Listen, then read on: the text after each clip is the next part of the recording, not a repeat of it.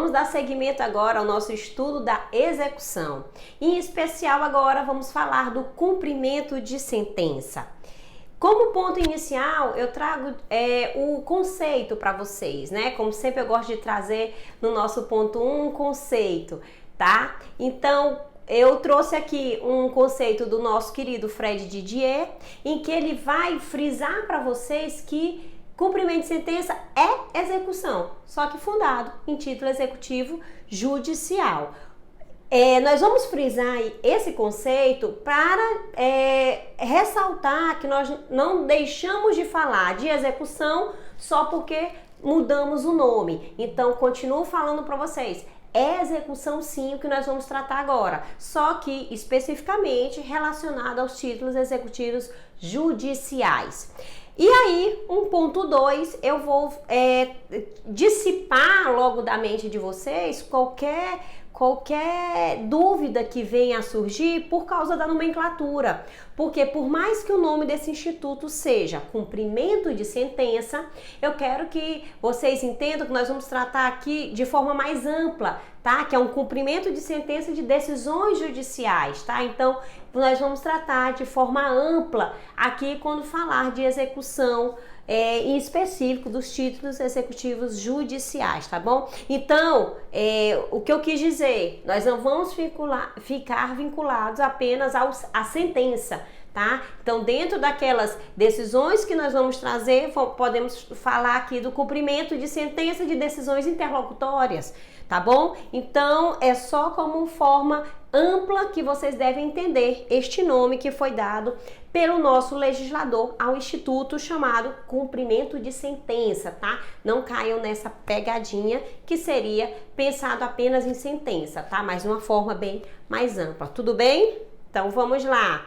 Os dispositivos legais específicos, lembra que eu sempre falo, são artigo 513 a 538, mas é óbvio que nós podemos utilizar como um todo no procedimento comum e as regras utilizadas ao processo de execução dos títulos executivos extrajudiciais. Aqui eu friso com vocês apenas os institutos específicos, aquele momento dentro do nosso CPC que está aí reservado especificamente para os nossos títulos executivos judiciais, tá bom? Esse cumprimento de sentença, tá? E quais são esses títulos? Nós vamos trazer de forma primordial o nosso artigo 515 do CPC. Lá que nós vamos lembra que a gente já tratou sobre os títulos de forma macro, tá? Nós estamos falando aqui de forma específica, então, onde está localizado os títulos executivos judiciais, no artigo 515, de forma mais abrangente, né? Claro que pode ter no código outras menções, mas aqui nós vamos trazer de forma específica o artigo 515. Lembra dos nossos títulos executivos? A gente fala na taxatividade legal, que é a posição doutrinária majoritária, tá? Por mais que a gente entenda que existe uma posição minoritária que fala, né, outras possibilidades de serem criadas, mas a gente vai se fixar a posição majoritária. E aí, só uma passada rápida pelo artigo que a gente faz aqui, tá? Esse artigo que a gente trouxe, o 515, peço que vocês façam uma leitura atenta a ele, tá? Porque costuma cair em prova de concurso, tá? Pedindo para fazer a diferenciação com os títulos executivos extrajudiciais, tá? Algumas provas que ainda cobram pedindo para vocês fazerem essa diferenciação, essa identificação de quem é judicial, quem é extrajudicial, com essa base nos nossos artigos do CPC, tá? Mas vejam, o que eu gosto de pedir para que vocês fiquem atentos, todos eles vão fazer uma remissão a algo da justiça, tá? É uma pegadinha, né? É um macete, na verdade, que eu gosto que vocês, quando estiverem fazendo a leitura mais atenta, fiquem mais atentos a isso, tá bom? Porque, ó, se a gente for olhar, o inciso 1º vai falar de decisões, o inciso 2º vai falar de decisão também, o 3º, decisão também. Então, sempre você vai ver algo relacionado à justiça, tá? Então, aí é um macete que eu dou para vocês identificar esses 9 incisos e conseguir identificar que aí eu tô falando um título executivo judicial, tá bem? Para vocês não pecarem. E aí eu passo para o próximo ponto, falando com vocês sobre legitimidade. E aqui eu já peço ajuda ao Humberto Teodoro Júnior. Então, que esse doutrinador, ele vai falar de uma forma mais simples pra gente, que a legitimidade, ela tende a seguir a continuidade processual. Então, se eu estou falando aqui do sincretismo processual, se eu estou falando como regra geral que meu cumprimento de sentença é um segmento de um processo que já iniciou anteriormente, eu tenho então uma continuidade dessa legitimidade. Então, quem eram as partes do processo anterior, né? No nosso processo de conhecimento, nós vamos dar um segmento a eles aqui. Então, quem era a parte, né? Nós tínhamos autor e réu, nós vamos ter em forma de forma contínua, exequente e executado. Então, as partes dentro do cumprimento de sentença já são conhecidos aqui do nosso Poder Judiciário como regra geral. Então, por isso que ele vai dizer que tem essa continuidade. Então, as partes são as mesmas do processo em que se formou o nosso título executivo judicial. Mas é claro, nós não vamos deixar de utilizar aqui de forma subsidiária as regras atinentes ao processo de execução, porque o código, como a gente gosta de mencionar, ele não fica se repetindo, então eu posso utilizar de forma subsidiária a regra do outro instituto. Então, nós vamos lá pegar emprestado, vamos dizer assim, o que é determinado por título executivo extrajudicial. Então, quando eu falar de legitimidade com vocês, eu posso pegar também o que foi dito no artigo 778 e 779. Aqui em específico, nós vamos estudar lá no processo de execução nas próximas aulas. Mas o que nós vamos poder dizer aqui? Da questão da sucessão processual. Então, eu acabei de mencionar que nós temos um segmento, uma continuidade dessa legitimidade aqui, mas essa continuidade pode ter casos, é óbvio que eu não tenho como dar esse segmento. Então, vamos supor se nosso executado, ele falecer, ou se o exequente falecer, nós temos que pensar nessa sucessão processual. A gente tem que pensar quem é que vai vir tomar aqui este polo passivo ou ativo aqui na legitimidade. Nós vamos utilizar então de forma subsidiária o que for determinado lá no processo de execução, tá bem? Vamos falar agora da competência para o nosso cumprimento de sentença. E aqui nós temos a sua determinação no artigo 516.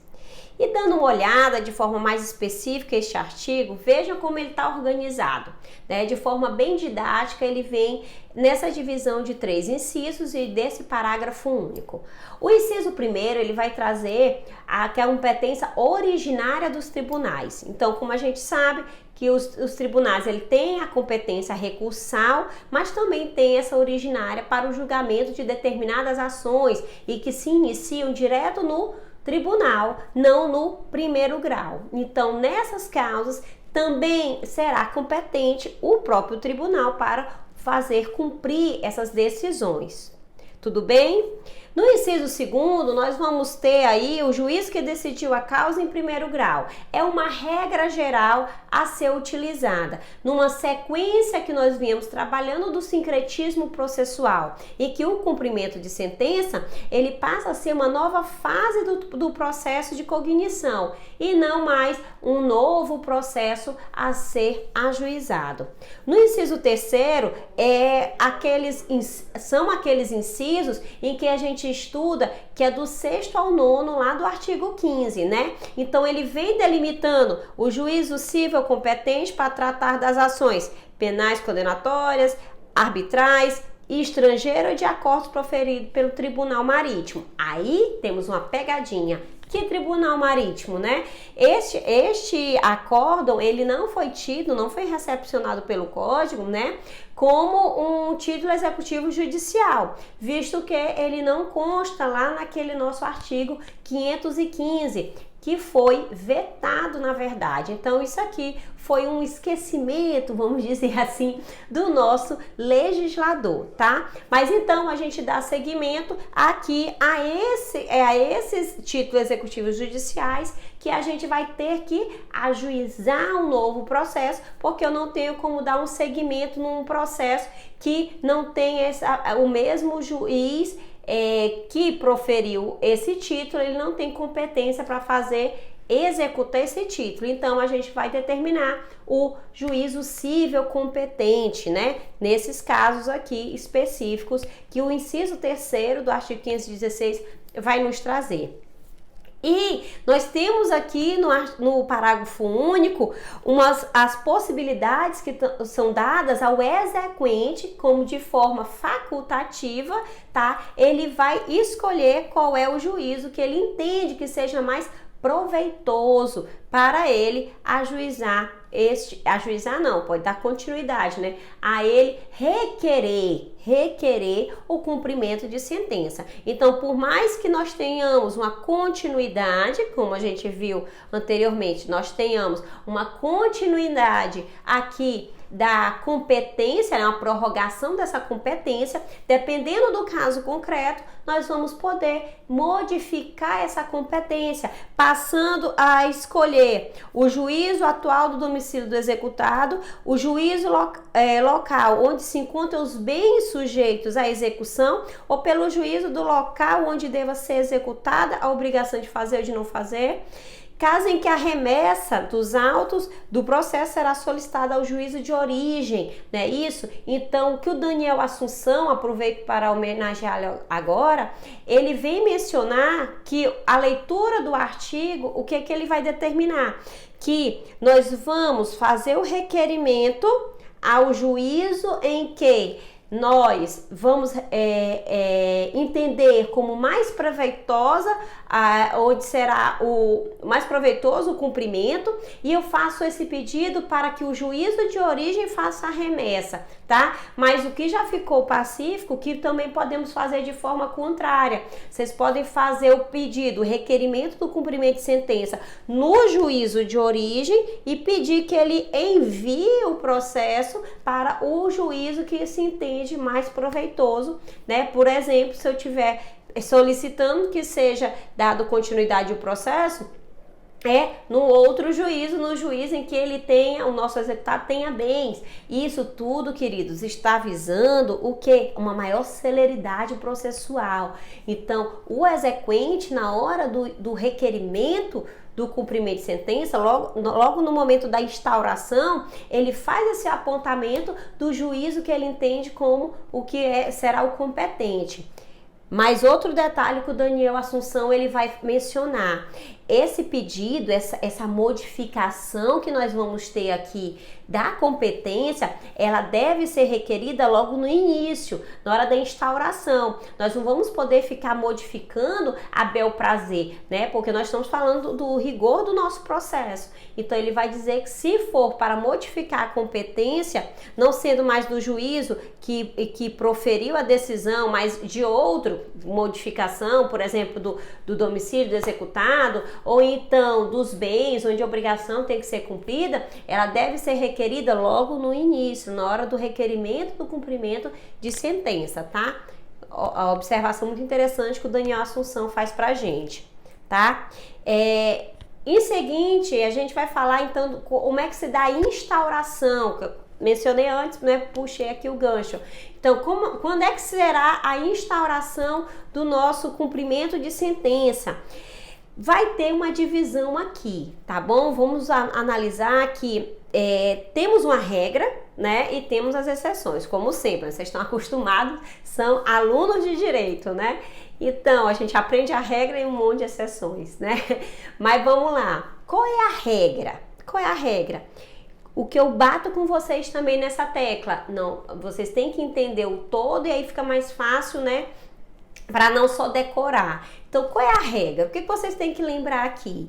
Que nós estamos falando de uma sequência processual. Nós tínhamos um processo de conhecimento andando e agora eu estou falando do cumprimento dessa sentença. Então tem uma continuidade processual. E aí vocês têm que lembrar também dos princípios. Primeiro, da inércia, né? Isso, em que o Poder Judiciário, via de regra, deve ser provocado, mas também tem que lembrar do impulso oficial, porque uma vez provocado, o juiz tem que dar seguimento no nosso processo. Então, o que nós temos aqui? Aí eu te pergunto, como é a instauração do cumprimento de sentença? É um processo novo? Via de regra, não. Então, o que nós temos como regra geral? Eu posso dar início ao cumprimento de sentença, a instauração desse cumprimento de sentença de ofício, o próprio julgador, ou a requerimento da parte interessada, né?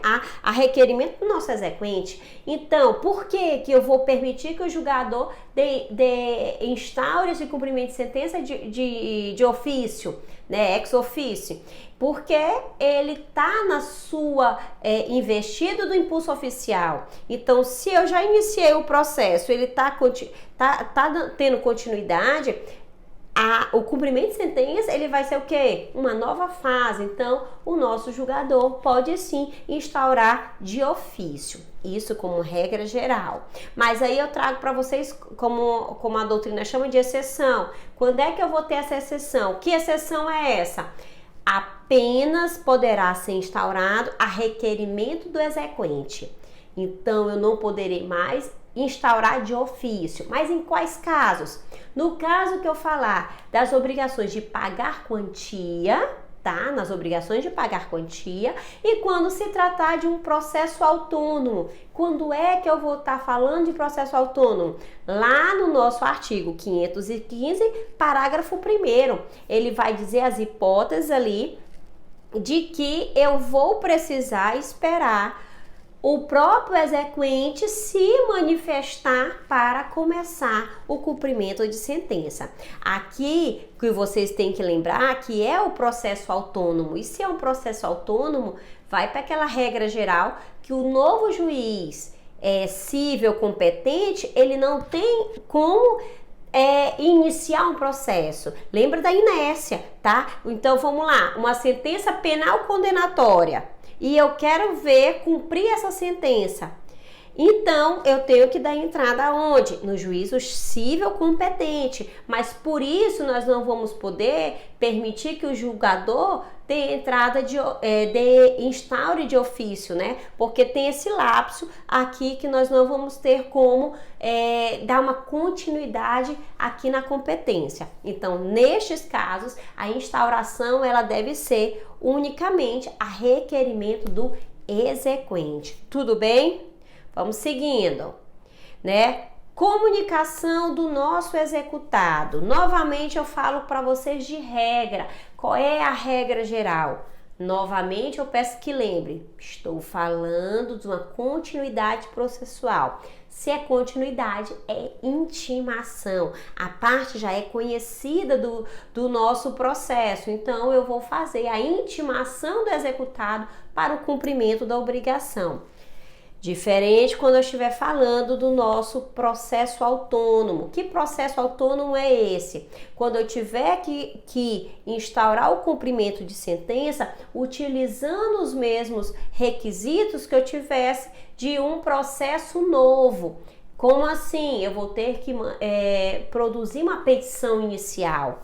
E aqui é claro que eu vou trazer o nosso título executivo judicial que foi produzido não por aquele juízo cível competente, mas por outro. E aí eu vou trazer exemplo na nossa sentença arbitral, né? Ela foi produzida onde? No juízo arbitral, fora do Poder Judiciário. Mas aí eu vou trazer esse título para ser instaurado um cumprimento de sentença. Mas, claro, é cumprimento de sentença, mas vai iniciar um processo novo, um processo autônomo. Mas se eu estou falando que é um processo novo, que é um processo autônomo, daí você já vai entender que a comunicação será a citação. aquele convite, ó, lembra o macete? Ó, convite para que a parte contrária seja, venha participar da relação processual. Então, nesses casos de processo autônomo, que a gente tem lá os incisos do 6º ao 9º, que são os títulos judiciais que vão dar início a um processo autônomo. Quando se falar no seu cumprimento, quando você falar dele, você tem que dizer que a comunicação do executado primeira será a citação. Lembra? Não tem o segmento do processo, é um processo novo, por isso vamos falar de citação, tá bem? E aí, eu encerro a nossa aula de hoje, tudo bem? E aí, próxima aula vamos falar sobre cumprimento provisório e definitivo de sentença. Aguardo vocês!